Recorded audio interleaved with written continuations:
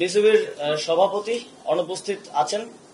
অবশ্যই একটা ফেডারেশনকে ওয়ার্ক করতে হইলে তার সবগুলো অর্গান ঠিকভাবে ভালোভাবে কাজ করতে হয়। সভাপতির মতো গুরুত্বপূর্ণ দায়িত্ব যিনি আছেন তিনি অনুপস্থিত আছেন। কিন্তু বিসিবি যেহেতু একটা অটোনমাস ফেডারেশন আইসিসির অধীনে, তো এই বিষয়ে আমরা সিদ্ধান্ত নিতে পারবো না। আমরা সাজেস্ট করেছি যারা বিসিবির ডাইরেক্টরস আছেন তারা এই বিষয়ে লিগ্যালি কিভাবে আইসিসির লিগ্যাল ফ্রেমওয়ার্কের মধ্য থেকে কিভাবে এই বিষয়টি সমাধান করা যায়।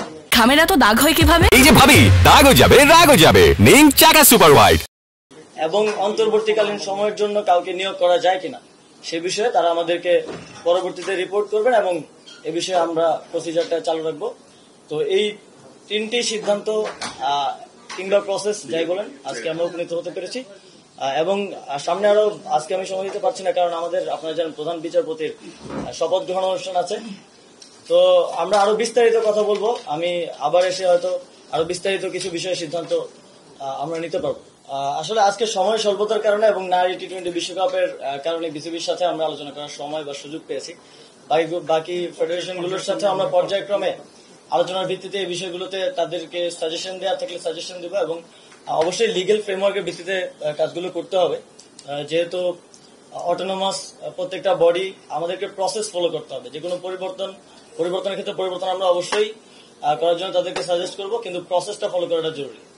আমরা পুরো দেশকে ঢেলে সাজাতে চাই এবং সেটা আমরা আসলে ব্যক্তির জায়গা থেকে নয় যে একজন ব্যক্তিকে আমি পরিবর্তন করে দিলে আমার হয়ে গেল। আমরা সিস্টেমটাকে ঢেলে সাজাতে চাই। আমরা একটা সিস্টেম গড়ে দিয়ে যেতে চাই এই অন্তর্বর্তীকালীন সরকারের অধীনে, যাতে করে যে ব্যক্তি আসুন সে ওই সিস্টেম ফলো করার মাধ্যমে এই যে দুর্নীতির কথা বলছেন কিংবা অনিয়মের কথা বলছেন সেগুলো যেন আর কখনোই ফিরে না আসতে পারে। থাকতে চাওয়ার বিষয় নেই এখানে। বাংলাদেশের জনগণ একটি স্বতঃস্ফূর্ত গণ অভ্যুত্থানের ভিত্তিতে এবং একটি রিফরমেশনের দাবিতে যে গণ অভ্যুত্থান হয়েছে তার ভিত্তিতেই আমাদেরকে দায়িত্ব দিয়েছে। আমরা সেই দায়িত্ব পালন করব। আমরা যতদিন দরকার ততদিনই থাকবো এই দায়িত্ব পালন করার জন্য।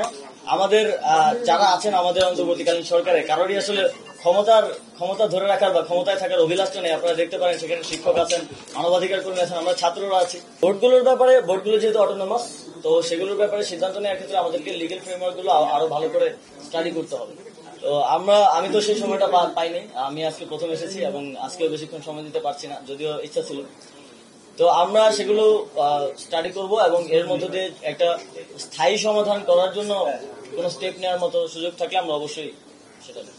দেখুন, এই বিষয়গুলোতে যারা অপরাধী ছিলেন বিভিন্ন বিশ্ববিদ্যালয়ে কিংবা কলেজের দায়িত্বশীল যাদের দায় আছে অনেকগুলো ঘটনায় আন্দোলন চলমান সময়, তো সেই জন্য ক্ষোভের জায়গা থেকে অনেকে হয়তো করছেন, আবার অনেকে হয়তো কোনো স্বার্থের জায়গা থেকেও হয়তো করছেন। আমরা সবার প্রতি আমাদের সাজেশন থাকবে অবশ্যই আইনগতভাবে যাতে সেটা করা হয় এবং প্রসেস ফলো করা হয়। আমাদেরকে অবশ্যই প্রসেস ফলো করতে হবে। যদি প্রসেস ফলো না করা হয় তাহলে এটা একটা কেওস সিচুয়েশনের দিকে চলে যাবে।